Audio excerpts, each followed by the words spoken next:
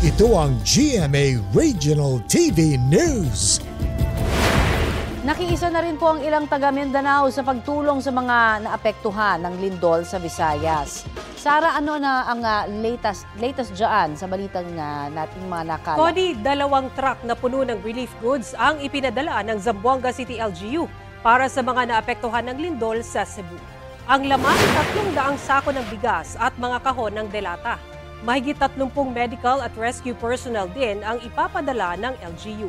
Sa ulat naman ng Super Radyo Davao, 10 truck na naglalaman din ng relief goods at ilang volunteers din ang ipinadala ng Davao City LGU sa Bugo, Cebu.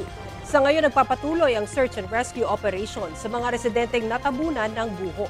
Kabilang sa mga natagpuan ang bangkay ng mag-inang natrap sa gumuho nilang bahay sa Barangay Kasili nitong Martes. Kasunod ng pagyanig, ilang taga-Bugo rin ang rumesponde para tulungan ang mga naipit sa mga bahay. Mabilis ang ginawang search and rescue operations ng mga otoridad at volunteers. Ayon sa Office of Civil Defense, kritikal ang unang 24 oras para hanapin ang iba pang natrap sa mga pagguho.